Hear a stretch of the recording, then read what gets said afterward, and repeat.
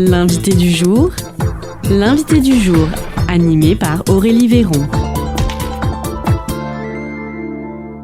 Aujourd'hui, sur votre radio locale, nous allons parler de l'exposition Lumière française de la cour de Versailles à Aiguillon. Et oui, cette exposition, vous en avez entendu parler largement sur les ondes d'Espoir FM, mais bien entendu, on l'avait annoncé, elle continue cet été à Aiguillon, une exposition qui continue avec de nouvelles choses à découvrir. On va revenir tout d'abord sur cette exposition qui avait lieu à Agen, puisqu'avec moi, j'ai monsieur le maire d'Agen, monsieur Bruno, bonjour. Cette exposition à Agen, déjà, est-ce que c'était un grand moment pour la ville ? Oui, c'était un grand moment. C'était un moment historique aussi d'accueillir ces toiles, notamment en lien avec le château de Versailles. Il y a eu un travail très important qui a été fait en amont par le musée. Et donc c'était un grand moment, mais c'est aussi un grand moment qu'il y ait une continuité aussi jusqu'à Aiguillon, et c'est important que la ville d'Agen elle puisse rendre aussi ce qu'elle a gagné à l'époque à la ville d'Aiguillon, qu'elle puisse soutenir l'évolution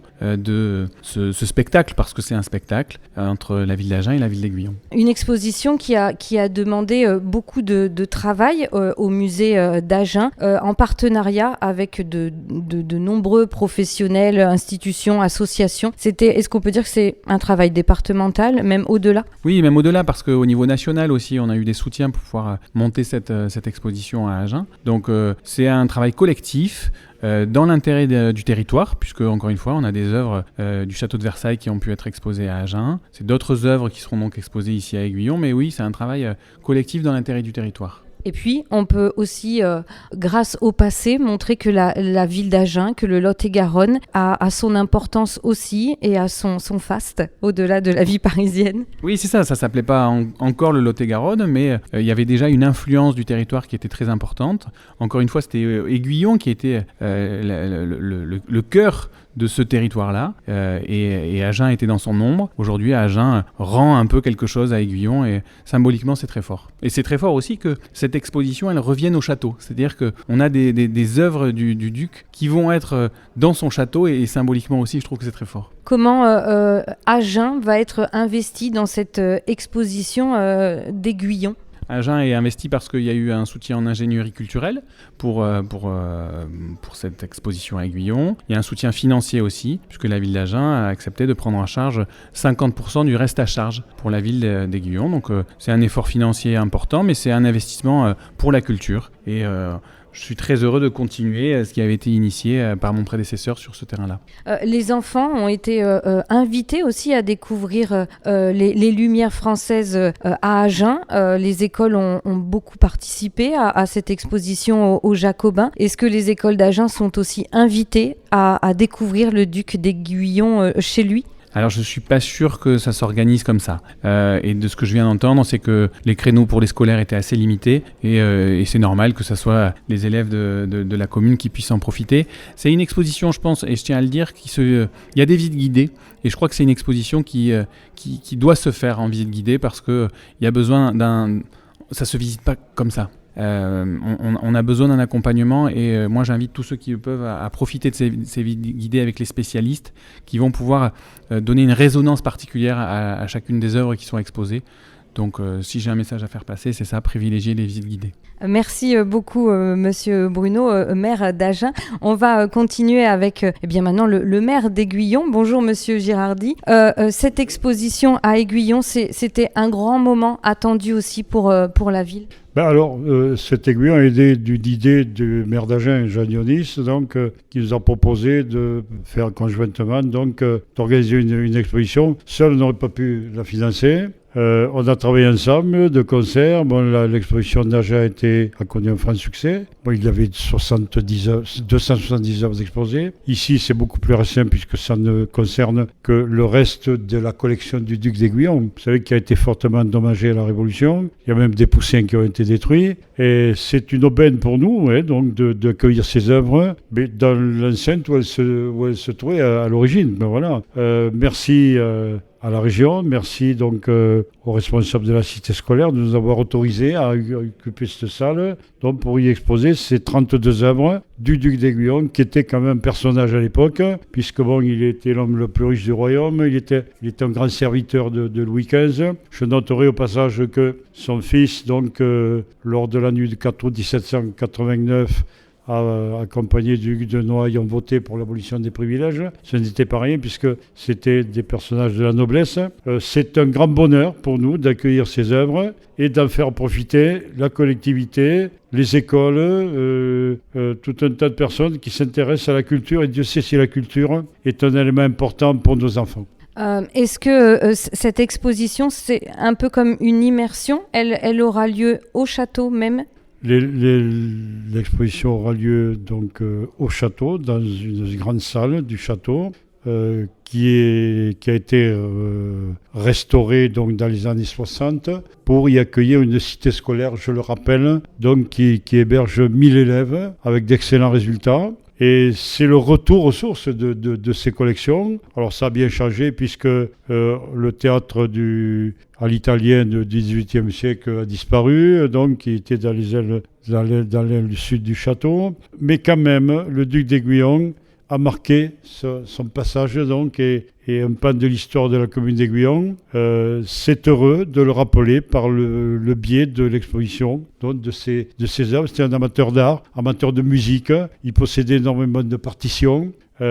C'était vraiment un personnage remarquable que l'on va faire redécouvrir aujourd'hui au travers de ces 32 œuvres donc, qui vont revenir donc, dans leur lieu de prédilection, bien qu'elles soient conservées au musée d'Agen. Voilà, ce qui est tout à fait naturel, puisque bon, tout au long de l'année, donc, les visiteurs peuvent donc admirer ces œuvres-là. On peut le dire aussi à nos auditeurs, s'ils sont allés voir l'exposition en l'église des Jacobins, cette exposition à Aiguillon n'est pas exactement la même. Il y aura aussi de nouvelles pièces, d'autres choses à voir. Mais il y aura les 32 œuvres qui appartenaient au duc d'Aiguillon. Alors, l'église des Jacobins est un espace absolument formidable. Donc, j'ai eu le bonheur de visiter, donc de découvrir les œuvres de Goya, je pense.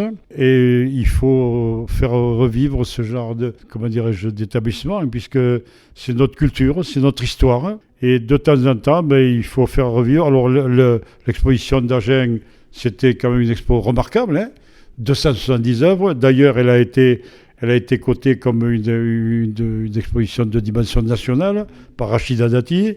Peut-être que là, la mairie d'Agen va bénéficier de quelques subsides, parce que ça coûte très cher en plus. Mais tout coûte cher aujourd'hui. Et la culture, je vous dis, c'est un pan essentiel donc, pour nos enfants, donc pour grandir, pour découvrir notre histoire. Finalement, c'est notre histoire. Et connaître son histoire, c'est déjà avoir des repères, si vous voulez, pour grandir, quoi. Voilà. Et on a mis l'accent justement pour que les jeunes gens, les écoles, les écoliers, les adolescents puissent venir visiter cette exposition parce que c'est important pour eux. Alors pour nous adultes, on redécouvre, bien sûr, c'est toujours un plaisir de se remémorer. Vous savez, il ne faut jamais oublier donc, notre patrimoine, même si certains d'entre nous ont leurs familles qui viennent donc d'outre-Pyrénées ou d'autres Alpes, mais nous sommes français. Nous sommes français. La France est un pays merveilleux, avec une histoire fabuleuse. Mais on va présenter un morceau de notre histoire. Mais c'est quand même important. Voilà. Une histoire qui fait aussi ce qu'est Aiguillon aujourd'hui, son patrimoine, son architecture. C'est aussi important aujourd'hui de revenir sur le passé pour savoir qui on est aujourd'hui. Exactement. Puis nous avons un musée qui héberge des expositions, nous avons un château, nous avons une architecture, vous savez. On a le quartier du Lot, donc c'est le quartier le plus ancien, le plus proche de la rivière, qui est un quartier formidable, qui a besoin d'être restauré. On est en train de remettre en état, de restaurer la ville. On a monté un programme de concession d'aménagement qui va nous permettre de refaire tout le centre-ville ici. Il y en a pour quelques années. C'est une ville chargée d'histoire, qui doit revivre, au même titre qu'Agen, qui est une ville merveilleuse aussi. Et si vous voulez, moi qui suis né à Aiguillon, ma ville de prédilection, c'est Agen. Je suis allé au collège à Agen, je suis allé au lycée, j'ai joué au rugby au SUA parce que mes voisins les plus proches, c'est Daniel Dubroca et Philippe Sella. Daniel Dubroca, c'est mon ami d'enfance. Nous sommes liés, quoi. Aiguillon-Agen, nous sommes liés. Je me demande même si au niveau intercommunal, on n'a pas des choses à faire ensemble, quoi. Voilà. Mais ça, c'est une autre histoire. Ça va nous demander du temps, n'est-ce pas? Voilà. Mais je me permets d'en parler parce que les rivières, les fleuves nous réunissent, voilà, la Garonne, le Lot, Garonne, rivière sauvage, tumultueuse, qui nous joue des mauvais tours. Voilà, on a subi donc ces turpitudes là au mois de mars, mais on vit dans une région merveilleuse, et émerveillons-nous, notamment au travers de ces expositions, et on a tellement d'autres raisons de s'émerveiller. Puis il faut regarder toujours vers la lumière. Il ne faut pas regarder le côté sombre des choses. Voilà. Donc, cette exposition Lumière française de la cour de Versailles à Aiguillon, eh bien, c'est l'occasion d'aller cet été du côté d'Aiguillon, de se promener, de s'enrichir aussi sur son passé. Donc, elle est à voir du 5 juin au 5 juillet, les mercredis, samedis et dimanches de 14h à 18h, et du 6 juillet au 2 août, les jeudis, samedis et dimanches de 15h à 19h, à des tarifs qui sont abordables. Ça a été fait, j'imagine, alors je ne sais pas si c'est les deux villes qui ont travaillé sur cette tarification, mais une entrée à 7 € est gratuite pour les moins de 18 ans parce que la jeunesse a toute sa place dans les expositions au point de la culture. Vous avez un mot à dire sur ce sujet ? Non. Merci à la ville d'Agen. Merci donc, puisque seul on n'aurait pas pu réaliser donc une telle exposition. Donc nous sommes de petites villes de 4000 habitants. C'est une preuve que l'on doit travailler ensemble, bien vivre ensemble. La politique, on s'en fout, hein. On n'a rien à foutre, on en parle de temps en temps, mais juste le temps des élections, après on se met au travail. Voilà. Cette exposition rapproche nos villes, hein, c'est ce qu'il faut compter, voilà. C'est ça. Mais on en fera d'autres, mais pour l'instant on est là. Voilà. Venez nombreux à Aiguillon, vous serez les bienvenus. Il n'y a pas de souci, vous allez découvrir cette fameuse cité scolaire, n'est-ce pas, hein, donc, qui est née donc, de l'idée de Louis Jamet à l'époque, hein, qui a été maire de 1953 à 1977, un homme absolument remarquable, qui avait confié le château donc, à Jacques Bordeneuve, qui est un parlementaire Villevoix, et qui à ce moment-là était ministre de l'Éducation nationale. Il avait été ministre de la Culture, et donc ce château était en train de se délabrer, vous savez, la toiture commençait à tomber, donc il a été restauré, remis en état, et aujourd'hui c'est le point central de notre cité scolaire qui comporte 1000 élèves, c'est le poumon de notre commune. Alors ça présente des inconvénients parce qu'il y a des embouteillages, des voitures partout, bon, on est en train de s'organiser, on va faire des parkings aux abords de la gare, et ça nous fait vivre, quoi. C'est notre leitmotiv, quoi. On a dit, bon, les gosses, les enfants, c'est la France de demain, hein. C'est notre avenir. Donc, ils sont tous les jours notre avenir. Et au travers de cette exposition, on passe aux adultes comme nous, hein, puisqu'on se remémore, donc, hein, c'est l'histoire que l'on a connue. Voilà, et puis on découvre toujours quelque chose, vous savez.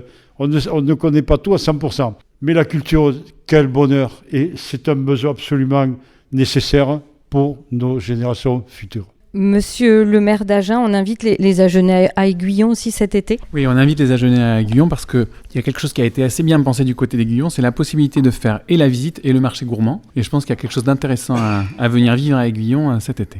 Eh bien, c'est noté. Eh bien, on donne rendez-vous donc à nos auditeurs à Aiguillon, au château d'Aiguillon également, l'actuelle cité scolaire Stendhal pour l'exposition exceptionnelle Lumière française de la cour de Versailles à Aiguillon. Merci à vous deux. C'était l'invité du jour, animé par Aurélie Véron.